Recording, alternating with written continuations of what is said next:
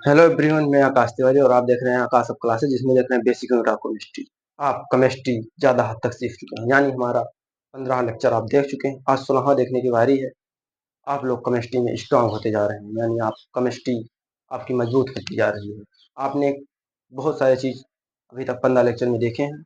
आज ये 16वां लेक्चर है, यानी आज ये 16वां पार्ट है। आप 1 से लेकर के 15 पार्ट देख चुके हैं।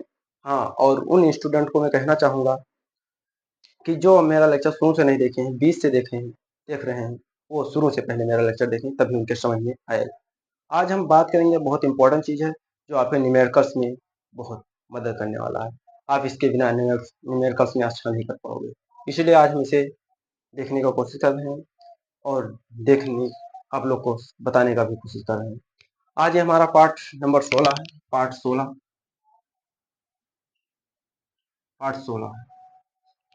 16 है। आज हम देखेंगे परमाणु क्रमांक एवं परमाणु। आप लोग को आवर्त सारणी याद है। आवर्त सारणी में आप लोग को परमाणु क्रमांक याद करने की ट्रिक बताया गया था, वो भी आपको याद हो। अगर आपने वो लेक्चर नहीं देखे तो उसको आप पहले देखिए, तभी ये आपके समझ में आएगा। देखिए क्या होता है, जब आप लोग को न्यूमेरिकल्स दिया जाता है या आप लोग को कहीं से कुछ दिया जाता है केमिस्ट्री के अंतर्गत न्यूमेरिकल्स वगैरह, तो आप लोग उसे देखकर भागते हैं। आप लोग के पास एक डर रहता है कि मैं इसे नहीं कर सकता। आज की क्लास देखने के बाद आप कहोगे मैं सब कर सकता हूँ।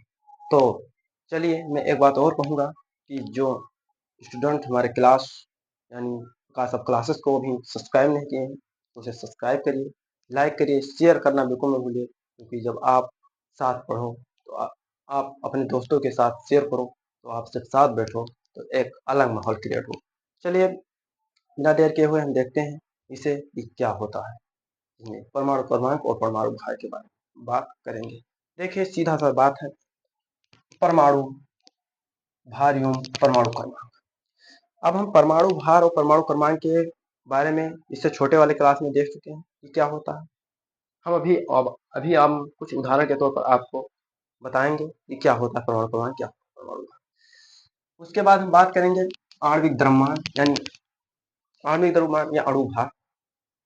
आणविक द्रव्यमान को हम m से व्यक्त करते हैं। इसकी एक छोटा सा डिफिनेशन है, अपने रफ या कॉपी में लिख लीजिए। अणु में उपस्थित परमाणु भारों का योगफल यानी m, ये जो आपका योगफल है, इसे हम परमाणु भार कहते हैं। अब चलते हैं किस तत्व का कितना परमाणु भार है, कितना परमाणु क्रमांक है, इस पे हम बात करेंगे। कुछ महत्वपूर्ण तत्व के हम परमाणु क्रमांक और परमाणु भार लिख के रखें, जिसका उपयोग हमेशा होने वाला है, पूरे केमिस्ट्री में होने वाला है, यूँ कह सकते हैं। चलिए देखते हैं हम पहला पार्ट 16। अब हम बात करेंगे हाइड्रोजन एक मतलब एक परमाणु क्रमांक, एक परमाणु। अब ऐसे बात करूंगा, कार्बन 612, नाइट्रोजन 714, ऑक्सीजन 816, सल्फर 1632। इसी तरीके से हम बात करेंगे फ्लोरीन 919। अब हम बात कर रहे हैं, एक सिंपल सा उदाहरण है, वह ऑक्सीजन है, परमाणु क्रमांक 6, परमाणु भार 12। ये परमाणु भार है और ये आपका परमाणु क्रमांक है। परमाणु क्रमांक ये आपका परमाणु भार है, ये आपका परमाणु क्रमांक है। उसके बाद फ्लोरीन, एल्युमिनियम, फास्फोरस, क्लोरीन, इसका सबका बहुत इंपॉर्टेंट, ये सब बहुत इंपॉर्टेंट होने वाला है।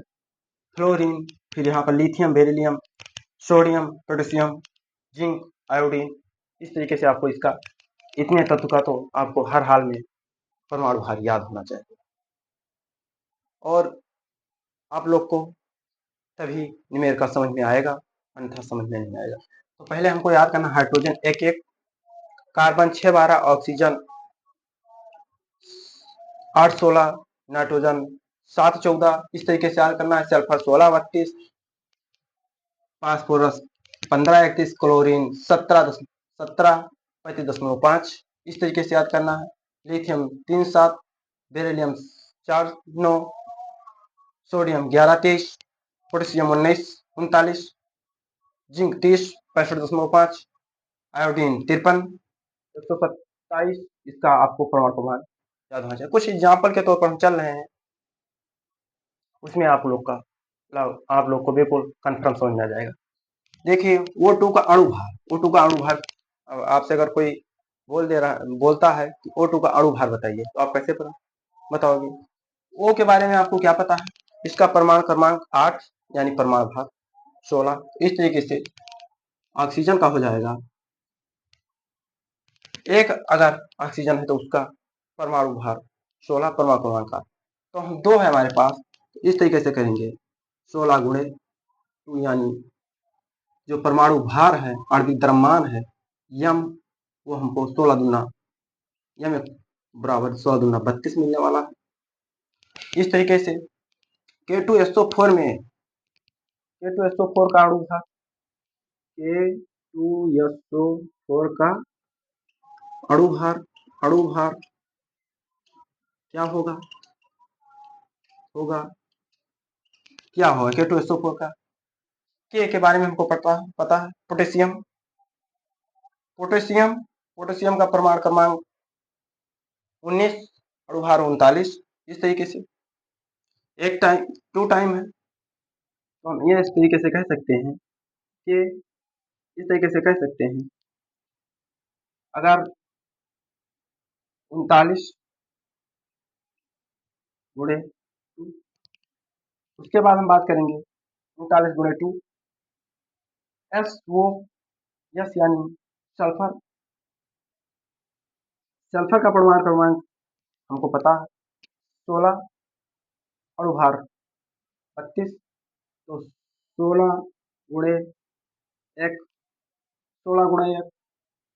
अब O4 है, यानी ऑक्सीजन का परमाणु क्रमांक 8, परमाणु भार 16, तो ये 4 टाइम है, तो 16 गुणे 4, यानी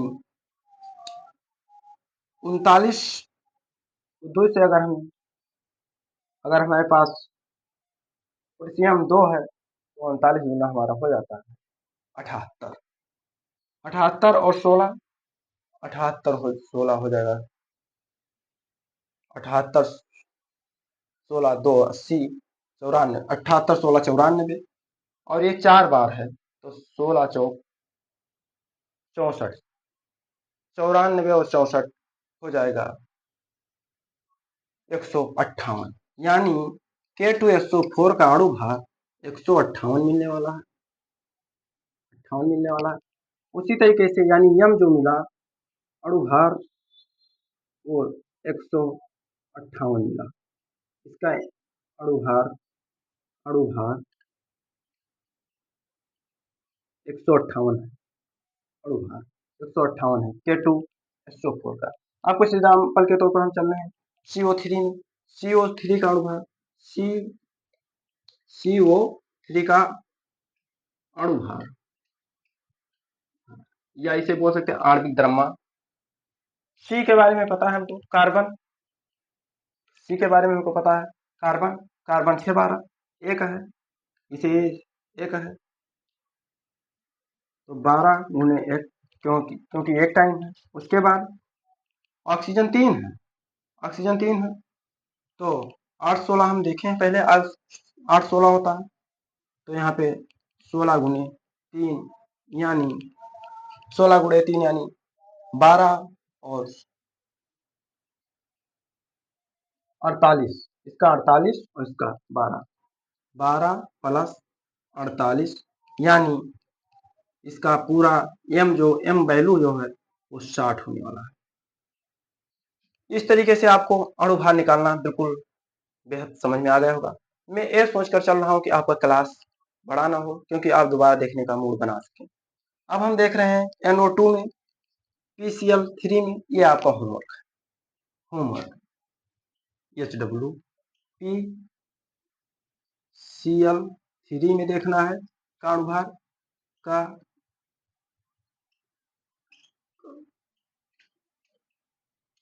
अणु भार K2O3 का अणु भार NO4 का अणु भार और O3 का अणु भार और NH3 का अणुभार यानी अमोनिया का अणुभार। ये आप लोग के लिए इतना होमवर्क है, इसे आप करेंगे और हमारे कमेंट में बताएंगे कि किसका परमाणु अणुभार कितना है या परमाणु भार कितना है। मैं ये सोच कर चलता हूँ कि आप लोग के लिए क्लास बड़ा ना हो, छोट हो, कि आप दोबारा देख सकें। तो मैं अब एक ही बात कहूँगा, अगले वीडियो में इसी के बेस पर हम आपको मोल एवं मोल संकल्पना बताने वाले हैं, जो आप लोग के इंटर हो या 9th हो, 10th हो, 11th हो, सब में बहुत बड़ा योगदान देने वाला है। तो आप अब एक ही बात मैं और कहूँगा, अगर हमारे चैनल को सब्सक्राइब नहीं किए हैं तो प्लीज़ सब्सक्राइब करिए और लाइक करना बिल्कुल मत भूलिए और अपने दोस्तों को शेयर करिए ताकि उनका भी पढ़ाई अच्छे से हो सके। तब तक के लिए ये क्लास में यहीं पर समाप्त करता हूँ। धन्यवाद।